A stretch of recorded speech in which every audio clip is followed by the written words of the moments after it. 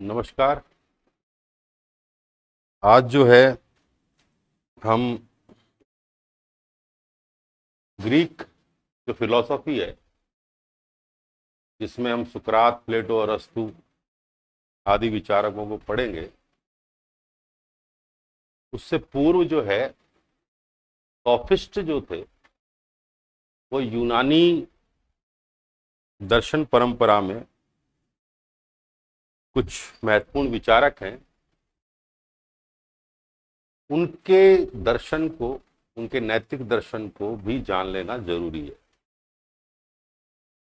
जो कि मुख्य रूप से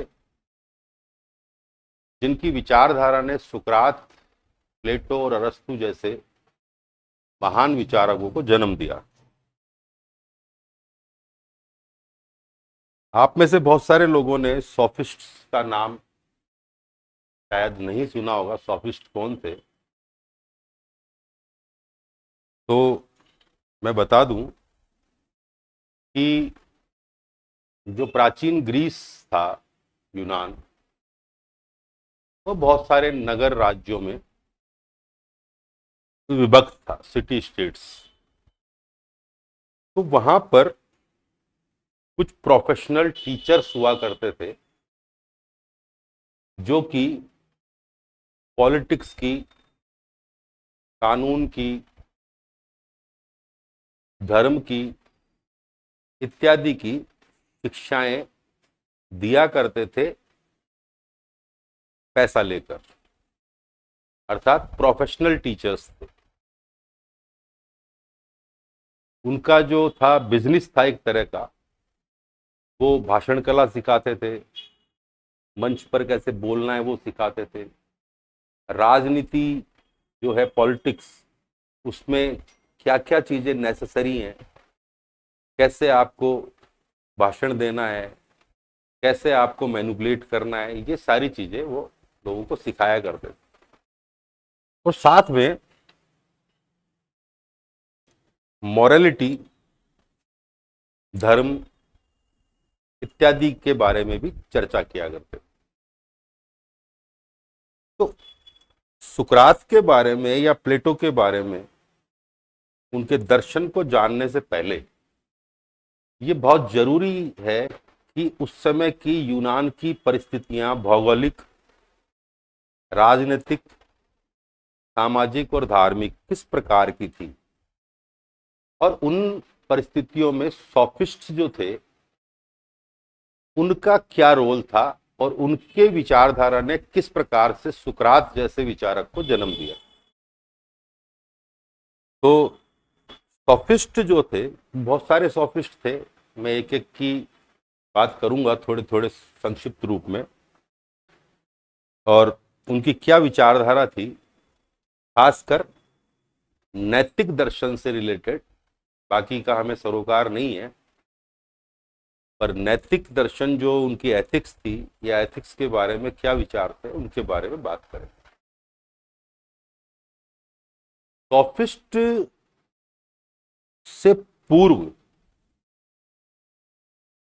जो परंपरा थी यूनान में विचार विचार की, चिंतन की, उसका केंद्र बिंदु जो था वो सृष्टि की उत्पत्ति कैसे हुई, कैसे बनी, किस चीज से बनी, किसने बनाई, इन प्रश्नों पर विचार किया करते थे। जिसमें बहुत सारे विचारक थे। डेमोक्रिटस है, हेराक्लाइटस है, एम्पेडाक्लीज है, पार्मेनिdes है, बहुत सारे विचारक। सोफिस्ट एक ऐसे विचारक रहे जिन्होंने सृष्टि केंद्रित चिंतन को मानव केंद्रित चिंतन बनाया।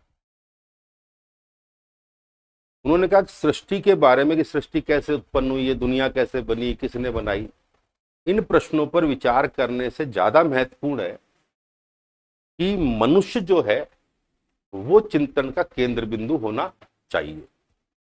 कि हम मनुष्य के साथ संबंधित करके ही चिंतन करेंगे, और देखेंगे कि मनुष्य से रिलेट होने पर कौन सी चीज क्या उपयोगी है या नहीं है। तो सोफिस्टों ने सबसे पहले चिंतन का जो केंद्र बिंदु था, कॉस्मोलॉजी, ऑन्टोलॉजी या जिसको हम मेटाफिजिक्स कहते हैं, उससे निकालकर कहां रख दिया, मनुष्य केंद्रित या मानव केंद्रित बनाया। इसीलिए ये माना जाता है कि पहले मानववाद की जो झलक है वो सोफिस्ट्स की विचारधारा में देखने को मिलती है।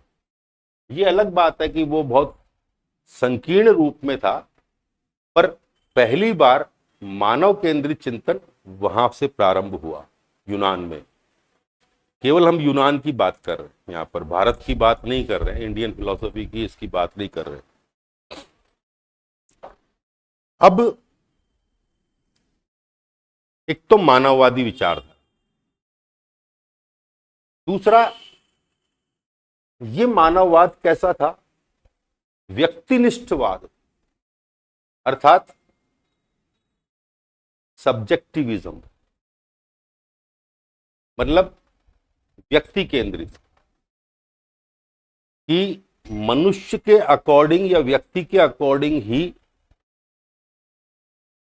किसी भी चीज का अर्थ तय होगा, उसकी उपयोगिता तय होगी।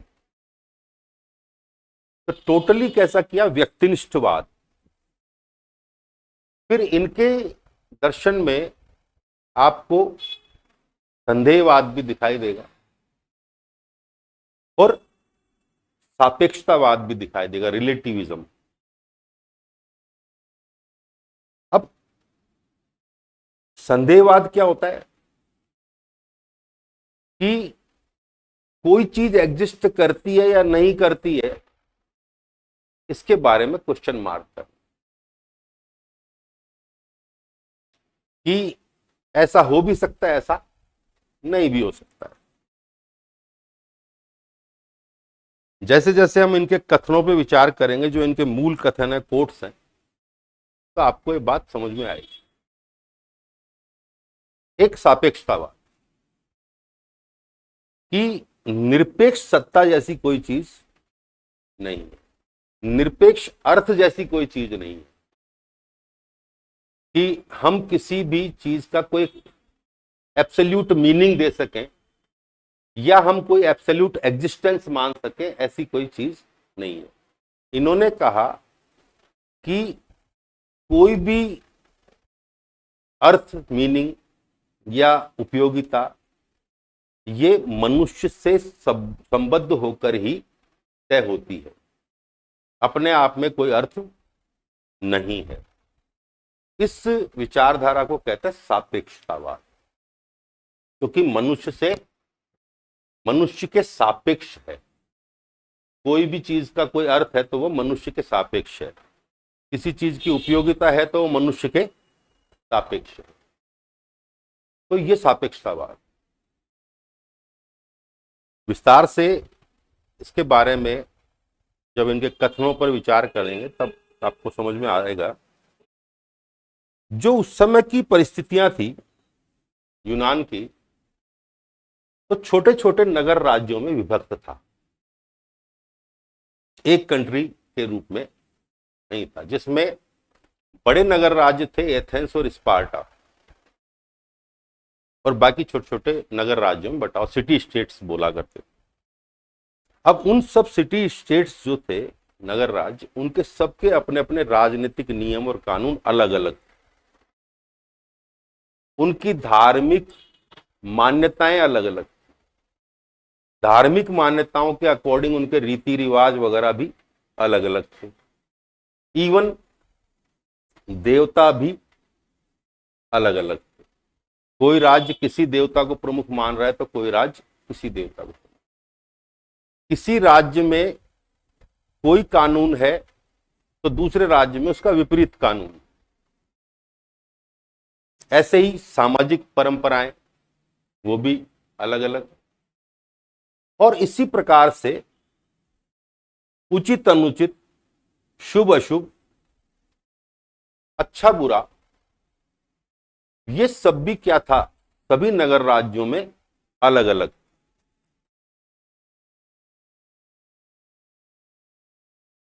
ठीक है, कुछ नगर राज्यों के कानूनों में परस्पर या सामाजिक रीति रिवाजों में, धार्मिक मान्यताओं में समानता रही होगी, पर जब सोफिस्ट ने ये देखा कि चाहे वो धार्मिक मान्यता हो, चाहे सामाजिक रीति रिवाज हो, चाहे राजनीतिक कानून हो, इन सब में अंतर है, और किसी एक नगर राज्य में एक चीज उचित है तो दूसरे नगर राज्य में वो अनुचित है, किसी में एक चीज को शुभ कहा तो दूसरे में उसको अशुभ कह रहे हैं। तब सोफिस्ट को लगा कि क्या कोई एक जैसी चीज नहीं है, मैं जिसको यहां पर उचित मानता हूं, कोई दूसरा नगर राज्य वाला उसको अनुचित मानता है। तो फिर ये वस्तुनिष्ठता ज्ञान के अंदर वो कहां से आएगी? क्या कोई ऐसा निरपेक्ष या वस्तुनिष्ठ ज्ञान या चिंतन या अवधारणा हो सकती है कि सभी, कोई एक चीज, कोई एक कर्म वो सभी नगर राज्यों में उचित हो और कोई एक कर्म सभी नगर राज्यों में अनुचित हो? और ऐसा नहीं था। इसी चीज ने प्रभाव डाला किस पर? सोफिस्ट की विचारधारा पर, कि जब सब जगह अलग अलग ही है तो फिर हम निरपेक्ष सत्ता या निरपेक्ष ज्ञान या वस्तुनिष्ठ सत्ता या वस्तुनिष्ठ ज्ञान की बात करना ही बेमानी है, उसका कोई अर्थ नहीं है। सबने अपने अपने हिसाब से चीजों को अर्थ दे रखे, अपनी मान्यताओं को अर्थ दे रखे हैं, अपनी उपयोगिता के हिसाब से, अपने स्वार्थ के हिसाब से, अपने महत्व के हिसाब से सबने अलग अलग बना रखा है। यही कारण था जिसके कारण वस्तुनिष्ठतावाद की जगह, वस्तुनिष्ठवाद की जगह आत्मनिष्ठवाद या व्यक्तिनिष्ठवाद का प्रतिपादन किया सोफिस्ट ने। जैसे एक महत्वपूर्ण सोफिस्ट थे प्रोटोगोरस। प्रोटोगोरस जो थे, उनका एक कोट बहुत ही महत्वपूर्ण है और लगभग ज्यादातर लोग उसी कोट को कोट करते हैं कि man is the measure of all things, अर्थात मनुष्य सभी वस्तुओं का मापदंड है। अब इसके क्या मायने कि मनुष्य क्राइटेरिया है? अब इसके दो मायने। कैसे? कि मनुष्य जो निर्धारित करेगा अर्थ, वो अर्थ माना जाएगा। मेरे लिए किसी चीज की उपयोगिता अलग हो सकती है, आपके लिए अलग हो सकती है, किसी और के लिए अलग हो सकती है। एक तो ये अर्थ है। दूसरा अर्थ क्या है इसका? कि मनुष्य ही केंद्र है किसी भी चीज के अर्थ का निर्धारण करने के लिए। हम स्वतंत्र रूप से किसी वस्तु को अर्थ प्रदान नहीं कर सकते। हम जब भी कोई चिंतन कर रहे हैं, विचार कर रहे हैं, तो मनुष्य को केंद्र बिंदु बनाकर विचार करें या मनुष्य उसके केंद्र में रहे। कि ये कोई भी चीज है, कोई भी विचार है, अवधारणा है, वो मनुष्य के सापेक्ष होकर ही हम विचार दें, उसको स्थापित करें। ये दो बातों का फर्क समझ में आया? कि संसार में जो कुछ है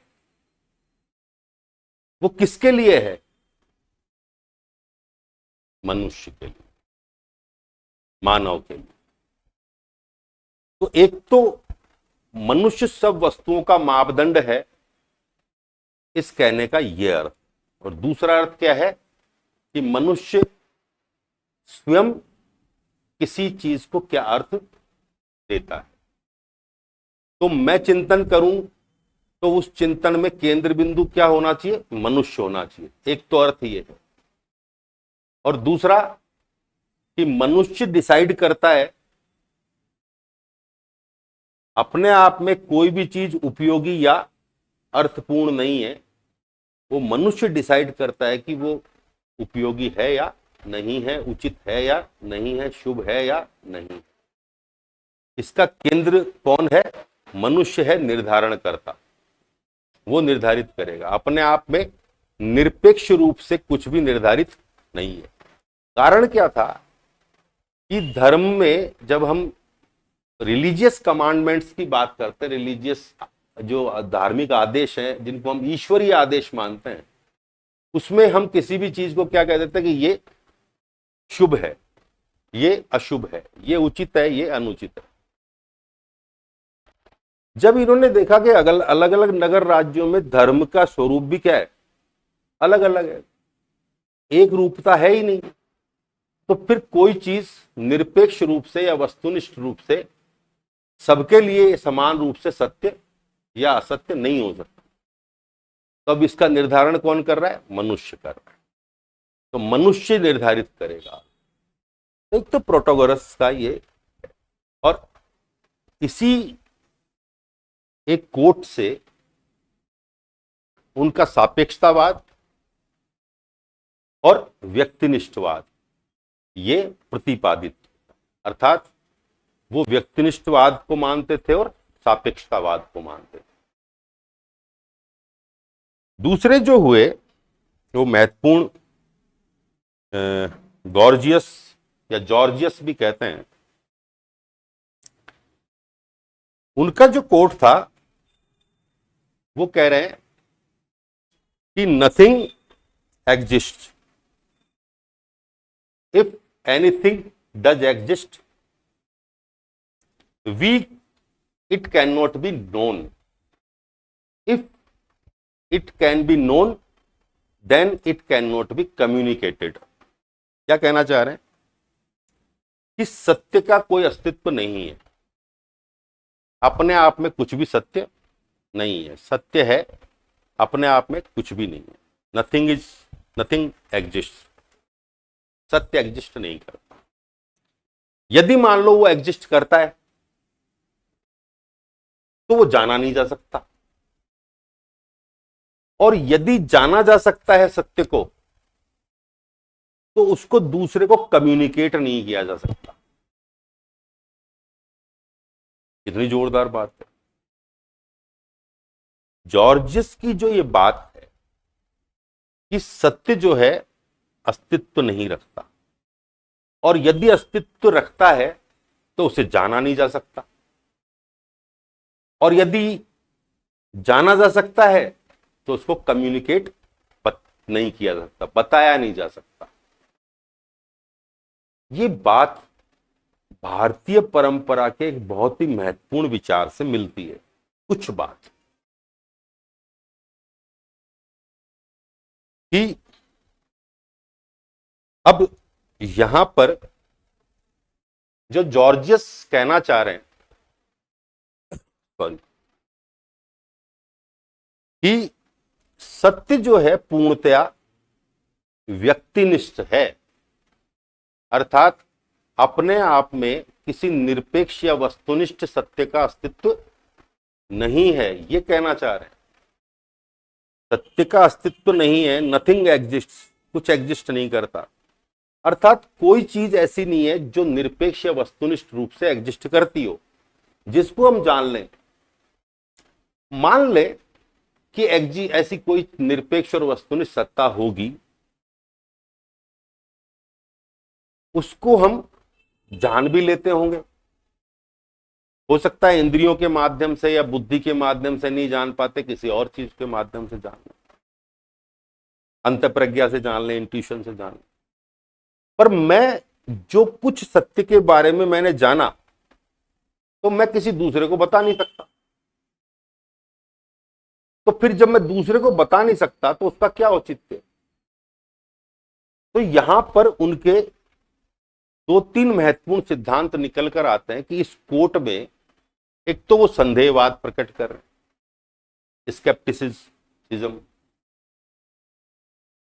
कि अस्तित्व पर कोई निरपेक्ष वस्तुनिष्ठ अस्तित्व है या नहीं है, ये संदेहपूर्ण है। कि यदि है और जाना जा सकता है तो बताया नहीं जा सकता। दूसरा, यहां पर इनडायरेक्टली वो क्या कर रहे हैं कि सत्य जो है वो वस्तुनिष्ठ न होकर क्या है, आत्मनिष्ठ है।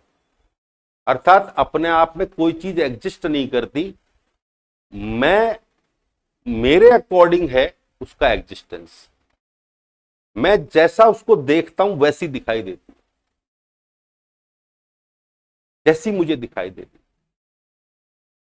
अपने आप में वो कैसी है ये हम नहीं जान सकते, और यदि जान भी ले तो बता नहीं सकते किसी को। तो ये भी किसकी स्थापना कर रहे हैं, व्यक्तिनिष्ठवाद की, आत्मनिष्ठवाद की, कि सत्ता यदि कोई है और जैसी जानी जा रही है, जैसा मैं जान पा रहा हूं, वो मेरे अनुसार है, न कि वास्तव में वो सत्ता जैसी है उसके अनुसार है। मैंने यदि कुछ जाना भी है तो मेरे अकॉर्डिंग है। ये बात जो है ये बहुत सारे आगे के दार्शनिक, दर्शन परंपरा में बहुत सारे लोगों ने कही कि दृष्टि ही सृष्टि है, जैसा आप देखते हो वैसी सृष्टि हो जाती है, बर्कले, या कांट का न्योमिना और फिनोमिना का जो विचार है कि थिंग इन इट सेल्फ अपने आप में जाना नहीं जा सकता, थिंग्स एज दे अपीयर, कि वो जैसा अपीयर होती है हमारे सामने हमें वैसी दिखाई देती है। अर्थात हमारी जो कैटेगरीज है बुद्धि की, उसके अकॉर्डिंगली हमको चीज दिखती है, हमारी इंद्रियों की क्षमता और इनके अकॉर्डिंग। वस्तु अपने आप में या सत्य अपने आप में कैसा है ये दिखाई नहीं देता। तो मैं जो जानता हूं वो सत्य से कुछ अलग होता है, उसको मैं जान ही नहीं पाता। वो हमेशा मेरे इस जानने की जो साधन है और जानने की जो प्रक्रिया है उससे हमेशा क्या रह जाता है, अछूता रह जाता है, इसलिए मैं सत्य को पकड़ ही नहीं पाता। तो ये क्या कह रहे हैं कि यदि हम सत्य को किसी प्रकार से जान भी लें तो हम कम्युनिकेट नहीं कर सकते। ये बात भारतीय परंपरा में अद्वैतवाद के उस विचार के निकट जाती है जहां हम कह रहे हैं कि सत्य अनिर्वचनीय है। ये अलग बात है कि ये निरपेक्ष और वस्तुनिष्ठ सत्य को नहीं मान रहे। भारतीय परंपरा में अद्वैतवाद निरपेक्ष और वस्तुनिष्ठ सत्य मानता है, और उसको जानने का जो तरीका है वो बुद्धि की सीमाओं से परे मानता है, कि वो बुद्धि से परे जाकर उसको जाना जा सकता है उस अर्थ में। पर वो जब जाना जाता है तो जो कुछ जाना गया उसको बताया नहीं जा सकता, वो भी अनिर्वचनीय है। तो दोनों में फर्क कहां है? भारतीय परंपरा में निरपेक्ष और वस्तुनिष्ठ सत्य मान रहे हैं, उस शुद्ध परम चैतन्य को स्वीकार कर रहे हैं, उसको इस रूप का मान रहे हैं, और यह भी मान रहे हैं उसको जाना जा सकता है, आत्म साक्षात्कार या आत्मज्ञान संभव है। पर साथ में वो ये भी कह रहे हैं कि वो अनिर्वचनीय है, इनडिस्क्राइबेबल है, अर्थात बताया नहीं जा सकता कि सत्य कैसा है। तो ऐसी बात ये भी कर रहे हैं कि हम जान भी लें तो हम उसको बता नहीं सकते। पर इनकी बात में उस बात में फर्क ये है कि वो निरपेक्ष और वस्तुनिष्ठ सत्ता को मानते हैं, ये निरपेक्ष वस्तुनिष्ठ सत्ता को नहीं मान रहे। ये क्या मान रहे हैं कि सत्य क्या है, आत्मनिष्ठ और सापेक्ष है। तो इनकी बात से भी वही सापेक्षतावाद और व्यक्तिनिष्ठवाद या आत्मनिष्ठवाद ही सिद्ध होता है। फिर एक और थे प्रोडिकस नाम के। तो प्रोडिकस का एक कथन है छोटा सा, उसको लेते हैं, कि किसी वस्तु का अपने आप में कोई मूल्य नहीं होता, मनुष्य अपने बुद्धि संगत उपयोग द्वारा ही उसका मूल्य निर्धारित करता है। अपने आप में इस पेन का कोई मूल्य नहीं है, किसी भी चीज का। मनुष्य निर्धारित करता है उसके अर्थ को, उसको मीनिंग देता है और उसकी उपयोगिता को डिसाइड करता है, उसकी यूटिलिटी को। ये मनुष्य निर्धारित कर रहा है, इसलिए किसी वस्तु का अपने आप में कोई मूल्य नहीं है। मैंने पहले भी एक पिछली क्लास में किसी वीडियो में समझाया था कि वैल्यू गिविंग या वैल्यूइंग की जो प्रोसेस है ह्यूमन माइंड में, वो अपने आप में एक यूनिक प्रोसेस है। इस जगत में जो भी विद्यमान है और जो हमको दिखाई देता है, उसका अपने आप में कोई मीनिंग, कोई यूटिलिटी, कोई उपयोगिता नहीं है। उसको मूल्य देना, उसको अर्थ देना और उसकी उपयोगिता निर्धारित करने का काम कौन करता है? मनुष्य करता है। इसलिए यहां पर भी क्या है कि मनुष्य ही केंद्रित है, मनुष्य मूल केंद्र है, केंद्र बिंदु है, और मनुष्य के अकॉर्डिंग ही मूल्य और अर्थ तय होते हैं। जैसा वो मनुष्य किसी वस्तु को या विचार को या अवधारणा को मूल्य देता है, उसके अकॉर्डिंग ही उस वस्तु की, विचार की, इसकी अर्थ और मूल्य तय हो रहे हैं। अब ये बात जो है, आप देखेंगे, आप में से यदि किसी ने अस्तित्ववादी दार्शनिकों को पढ़ा होगा तो सात्र, किरकेगार्ड, हाइडेगर और नीट्शे भी इस परंपरा के दार्शनिक हैं, और साथ ही कुछ साहित्यकार भी हैं जो ये मानते हैं कि अपने आप में इस जगत में विद्यमान वस्तुओं का कोई अर्थ नहीं है। वो अर्थ कौन तय करता है? वो अर्थ और मूल्य हम प्रदान करते हैं।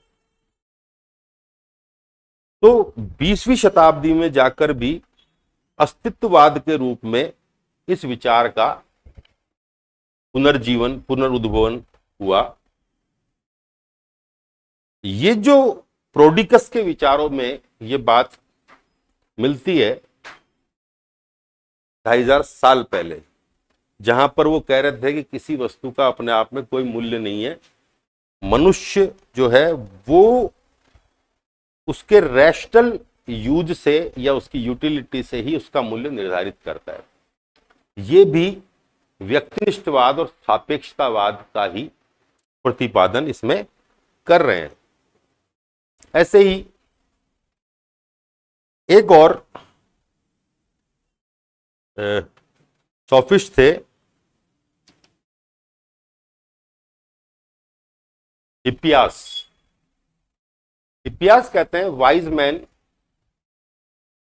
शुड बी सेल्फ सफिशिएंट, अपने आप में पर्याप्त होना। किसको? बुद्धिमान व्यक्ति। अब इसके कहने का तात्पर्य क्या है कि उसको किसी अर्थ के लिए, किसी मूल्य के लिए किसी और पर निर्भर नहीं होना चाहिए। अर्थात जैसे आजकल आप देख ही रहे हैं कि लोग क्या करते हैं? दूसरों को फॉलो करते हैं। हम अपनी जिंदगी का, अपने जीवन का उद्देश्य स्वयं तय करें, उसको क्या अर्थ देना है ये भी हम तय करें। हम क्या करते हैं? आजकल ज्यादातर लोगों को आप देख रहे हैं फॉलोवर्स, सब चीज में ही फॉलोवर्स हो। तो किसी और ने क्या अर्थ दिया है, उस अर्थ को भी, उसी अर्थ को हम भी ग्रहण कर लेते हैं। तो एक्चुअली में ये हिप्पियास क्या करें कि ऐसा आदमी जो किसी दूसरे के दिए हुए अर्थ को या किसी दूसरे के दिए हुए मूल्य को यदि ग्रहण कर रहा है तो वो वाइज मैन नहीं है। वाइज मैन को कैसा होना चाहिए? अपने आप में पर्याप्त, सफिशिएंट, सेल्फ सफिशिएंट, अर्थात उसे किसी और के अर्थ की या मूल्य की आवश्यकता नहीं है। वो जानता है अच्छे से कि किस चीज को क्या मूल्य देना है, किस चीज को क्या अर्थ देना है। ऐसे व्यक्ति को ही हिप्पियास ने क्या कहा? वाइज मैन कहा। और ये बात ठीक भी लगती है किन्हीं अर्थों में कि हम किसी और को फॉलो करने के बजाय खाली उससे इतना सीखें कि अर्थ और मूल्य कैसे प्रदान किए जाते, या अर्थ और मूल्य प्रदान करने की जो प्रक्रिया है उसके लिए जो रीजनिंग चाहिए, जो लॉजिक चाहिए, या जो और फंडामेंटल चीजें चाहिए चिंतन की, वो हम सीखें, बजाय इसके कि हम किसी दूसरे के दिए हुए अर्थ को फॉलो करें। क्योंकि हर आदमी यूनिक है और उसकी लाइफ का, उसके जीवन का क्या पर्पज है, क्या अर्थ है, वो उसे अपने तरीके से देना चाहिए। इस संदर्भ में ये बात ठीक लगती है। पर क्या ये बातें, अब जैसे ये जो सेंटेंस है, इनका जो कोट है कि wise man should be self sufficient, ये भी क्या करता है? वो ही चिंतन को, मूल्यीकरण को, अर्थ देने की प्रक्रिया को कहां केंद्रित कर देता है? मनुष्य केंद्रित। कि बुद्धिमान व्यक्ति वही है जो स्वयं मूल्य दे रहा है, स्वयं अर्थ दे रहा है चीजों को। नहीं तो वो क्या है? किसी और को यदि फॉलो कर रहा है तो वो मूर्ख है। इस प्रकार से हिप्पियास का जो कोट है वो भी व्यक्तिनिष्ठवाद, आत्मनिष्ठवाद या सापेक्षतावाद की ओर ही इंगित करता है और उसी का प्रतिपादन करता है। अब आपको लग रहा होगा सोफिस्ट की ये बातें देख के कि सोफिस्ट की बातों में संदेहवाद भी है, आत्मनिष्ठवाद भी है, और मानववाद भी है, सापेक्षतावाद भी है, और मनुष्य को केंद्र बिंदु बना दिया, और मनुष्य जो है वो अर्थ प्रदान करता है, मूल्य प्रदान करता है। ये बात बड़ी ठीक लगती है। और जहां तक स्वयं के जीवन और स्वयं के जीवन में किए जाने वाले कर्मों और चीजों के संदर्भ में अर्थ और मूल्यीकरण की जब हम बात करते हैं तो ये बात किसी हद तक ठीक भी है कि मेरे जीवन का अर्थ या मूल्य या उद्देश्य कोई और निर्धारित क्यों करे। पर ये क्या बात हर मामले में ठीक है? यदि आत्मनिष्ठता या व्यक्तिनिष्ठता या सापेक्षता ये सभी चीजों में हो जाएगी तो क्या कोई ऐसी चीज भी बचेगी जो वस्तुनिष्ठ और निरपेक्ष हो, जिसको सभी समान रूप से मानते हो?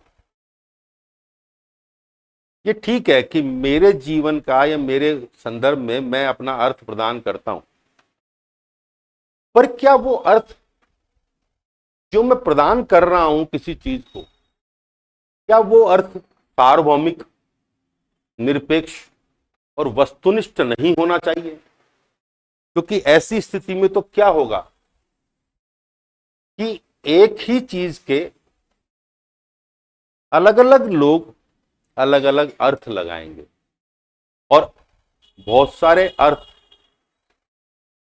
जो है अस्तित्व में आएंगे, और स्थिति क्या बनेगी? स्थिति बनेगी अराजकता की। और यही उस समय यूनान में हो रहा था कि अलग अलग नगर राज्यों के अलग अलग कानून थे, अलग अलग धार्मिक मान्यताएं थी, अलग अलग सामाजिक मान्यताएं थी। जिसके जो जैसा उचित लग रहा था, उसको अच्छा लग रहा था, वो कर रहा था।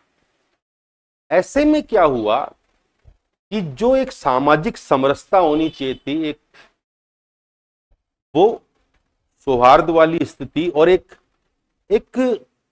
लेवल पर, एक अवधारणा के लेवल पर एक ऐसी वस्तुनिष्ठता और सार्वभौमिकता लगभग समाप्त हो गई थी कि जिस विचार को सभी समान रूप से स्वीकार करते हो, ऐसा कोई विचार वहां रहा नहीं। और सबसे ज्यादा दिक्कत क्या हुई कि जब हम इक्वालिटी की बात कर रहे थे या फ्रीडम की बात कर रहे थे या जस्टिस की बात कर रहे थे, खासकर न्याय की, तो न्याय क्या होता है इसके बारे में अलग अलग अवधारणाएं। कोई कहता है न्याय सबलतर का स्वार्थ है, तो कोई कह रहा था न्याय भय का शिशु है, तो कोई कुछ और कह रहा था, और अपने हिसाब से जस्टिस को परिभाषित कर रहे थे। जबकि जस्टिस तो सबके लिए एक जैसा होना चाहिए। वस्तुनिष्ठ मापदंड कि ये इस कर्म के लिए ये ही दंड मिलेगा, या इस कर्म को इसी रूप में देखा जाएगा, गलत के रूप में या सही के रूप में। पर जिस कर्म को एक जगह गलत माना जा रहा है, उसी कर्म को दूसरी जगह सही माना जा रहा है। तो फिर न्याय की स्थिति क्या होगी, जस्टिस कैसे बनेगा, और कैसे एक समाज वर्क करेगा, कैसे एक समाज में मतलब स्थिरता आएगी, एक समरसता आएगी, एक सौहार्द का वातावरण होगा। वो किसी वस्तुनिष्ठ या निरपेक्ष विचार के बिना संभव नहीं था। वो एक सार्वभौमिक विचार या मूल्य के बिना संभव नहीं था। इसीलिए जो सोफिस्टों की जो अवधारणाएं थी, आत्मनिष्ठतावाद, व्यक्तिनिष्ठता या सापेक्षतावाद, ये किन्हीं अर्थों में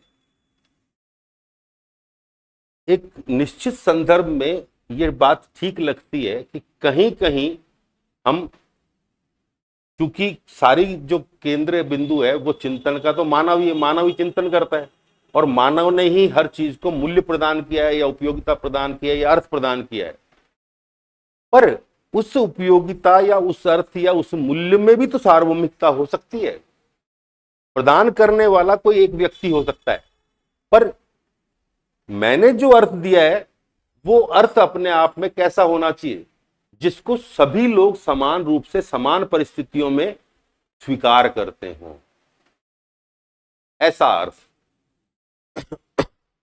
तो ऐसा न्याय का या नैतिकता का जो अर्थ है वो होना चाहिए। नैतिकता ऐसी होनी चाहिए जो सभी समान परिस्थितियों में सबके लिए एक जैसी हो। ऐसा ना हो कि किसी के लिए कुछ नैतिक है तो किसी के लिए कुछ नैतिक है, जिसके लिए वो नैतिक है तो दूसरे के लिए वो अनैतिक है।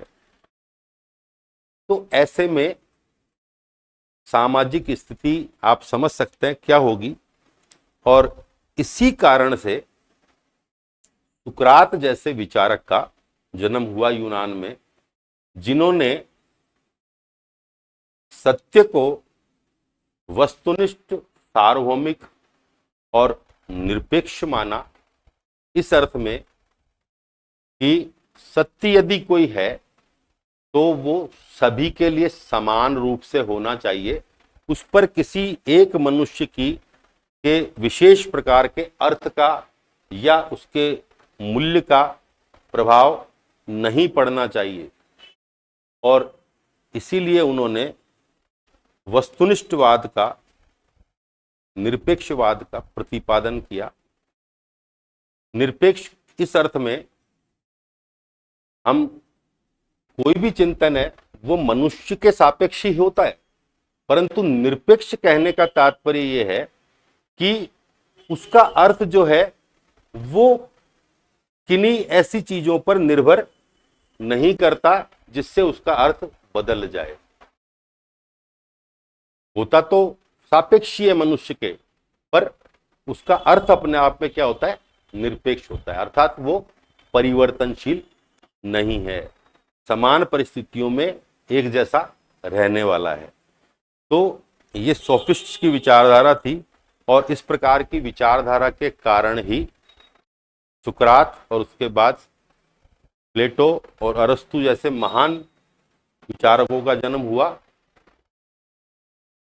और नेक्स्ट क्लास में हम जो है वो सोफिस्ट चूंकि हम समझ चुके हैं और वहाँ की परिस्थितियां समझ चुके हैं कि सुकरात का जो मूल उद्देश्य था वो एक ऐसे नैतिक सिद्धांत की स्थापना करना था जो वस्तुनिष्ठ हो, सार्वभौमिक हो, जिसको सभी लोग समान रूप से स्वीकार करते हों, और ताकि यूनान जो है, जो विभिन्न नगर राज्यों में अलग अलग कानून और अलग अलग नैतिकता और अलग अलग धर्म थे, वो सब एक रूपता की स्थिति में आ जाएं, और इसी का प्रयास उन्होंने किया। और नेक्स्ट वीडियो में हम देखेंगे सुकरात के बारे में और उनके दर्शन के बारे में विचार करते हैं। और जैसा कि आप जानते हैं कि सुकरात जो है बहुत ही यूनानी जो दर्शन है उसके आधार स्तंभ है, और उन्हीं के सिद्धांतों पर प्लेटो और अरस्तु और इवन आगे के भी बहुत सारे जो दार्शनिक थे, उनके सिद्धांतों की, उनके दर्शन की जो नींव है वो सुकरात के विचारों में है। तो सुकरात के विचारों को लेकर अगले वीडियो में उपस्थित होता हूं। तब तक के लिए नमस्कार।